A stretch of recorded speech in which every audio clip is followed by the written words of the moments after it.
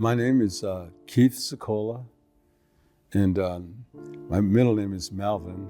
And one of my given Indian names is Masabi Wainini, which means Masabi is the Iron Range of Minnesota, or a spiritual name. I call myself a musician, but it's much more than that. You know, a producer, engineer, a recorder, a songwriter. In fact, I think songwriter is maybe the most comfortable. And historical trauma is something that is intergenerational and passed down. When we're talking about the boarding schools and things, and parochial schools and things, the loss of language, the loss of self-esteem, you know, it's very well documented. The fear and anxiety that is created when people go through something traumatic. Emotional fear of everything from abandonment to they could go through physical pain and physical abuse, which is usually the case. So you name things, you name them with descriptions. And I think historical trauma can be categorized like that. You can almost label them, like this was because of this happened to this. And it could be everything from physical abuse to mental. And this pain is passed down through generations, through people, and I even think even interspecies sometimes, you know, like animal spirits and things like that. They can create just the chaos that they've existed. You experience it as a child, as you see your older relatives struggle with things that has been in their past. And you kind of pass this down, you know, to your kids too. I had an uncle, a friend, when I say uncle in the native way, when he was a little boy, he would wet his bed at night. And in the daytime when they have a lineup, the residential person would make him put his pissy blankets around him so that everybody could make fun of him, you know, and so he plays guitar to this day, and he's older than me. And I think that's how people heal. One of in the parochial experiences that the pastor or the priest would scare him with a snake, a big yellow snake, a boa snake, and then they'd abuse him and scare him, and would let the snake go in the halls at night too. Physical things like that, you know, like how do you heal from something like that, you know, like when you hear things like that. Did this really happen to our ancestors? They're our ancestors, and they're younger than us when they had these experiences. There is a lot of ramifications from them, and there are a lot of reasons. Probably the ultimate one was the whole historical greed and the taking of land and languages and things like that. You know, take everything from the native people, take the children, the most precious gift of all. I think that was the intention of a cultural genocide. But I see the healing, it comes from the expressions of love, of the quantum dreams that we can hear from them children who experience that fear and that pain and that anxiety.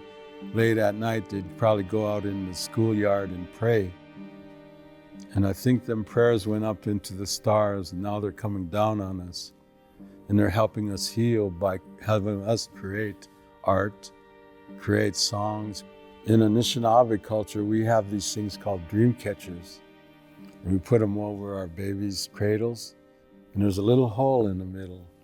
And the hole is for the good dreams that come through and enter a baby's mind.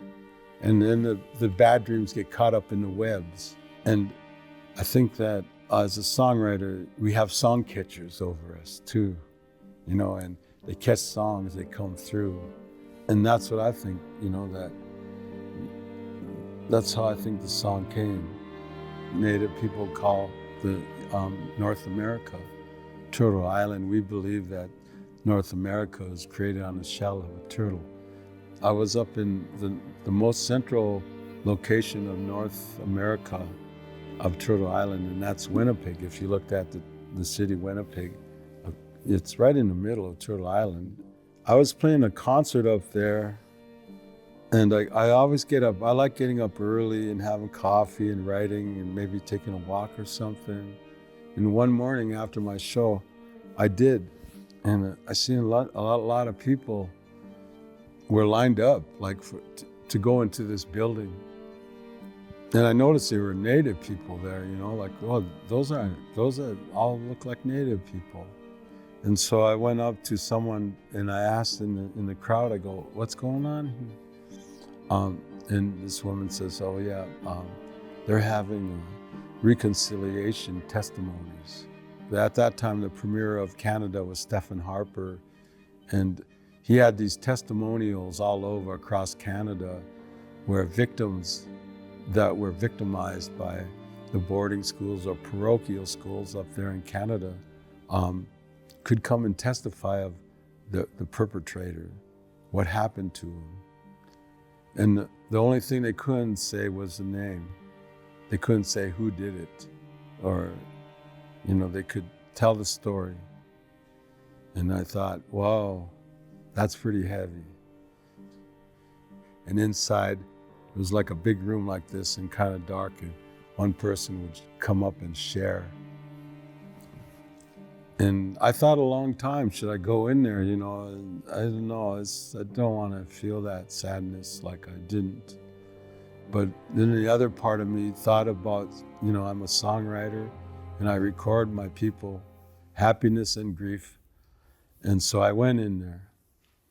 And from the very first words that this woman uttered, she says, it happened late at night.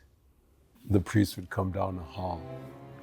And then the irony of it was 25 years later, the same priest who perpetrated her and married her and her husband. And just from that words like that, when she said it, you'd tingle. Not just she came up, one other person, another person, another person, another person. Later that morning, I remember walking around and I heard someone throwing up profusely. Like, whoa, you know, thinking like, oh, somebody must have partied last night, you know. And it wasn't that at all. It was one of our healers from the Cree Nation, a medicine man, had one of the victims, and the victim was holding on to a tree, and he was helping the victim. And when they would do that, that victim would just throw up everything, like from the past. And so later that night, you know, I came home and to my hotel room, and I just started simple, you know.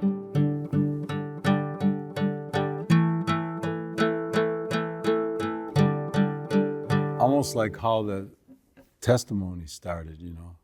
I think that one was like, it was very, very true, like late at night, down the hall, monsters scream, Roman crawl. And so like I'm spoofing on that, you know. Late at night, down the hall, monsters scream, Roman crawl. Don't tell no one, or you'll get bad dreams. Actual words from the testimony.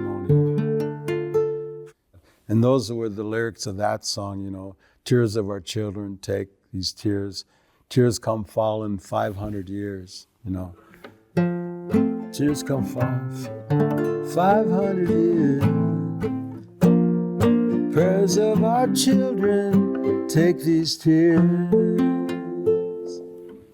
And so I like that last line, prayers of our children, take these tears, because these children were our great-grandparents and our grandparents and our grandmother and our grandfathers and our aunts and moms.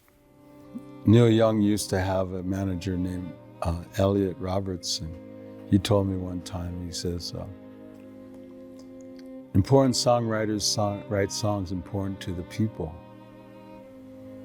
And I think that's what you got to do. You got to write songs important to your people, your community.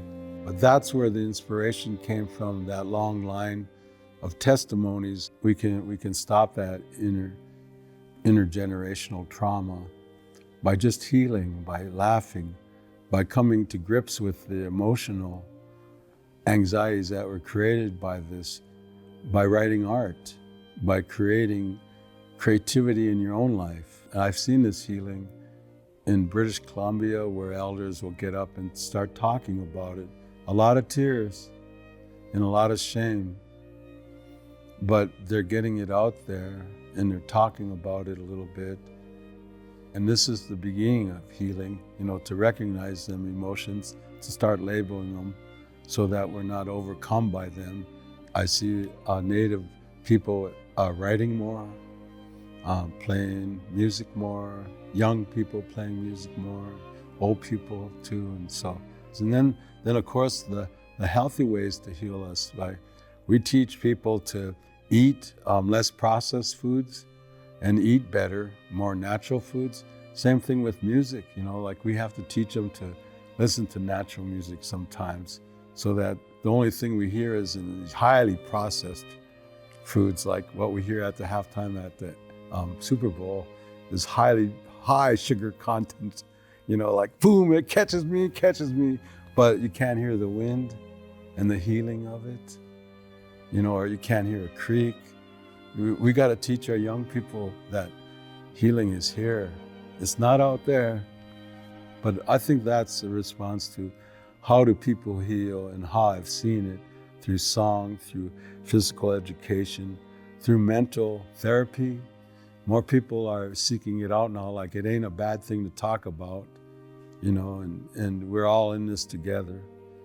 The Anishinaabe people, we talk about, that love is the strongest medicine that all people have.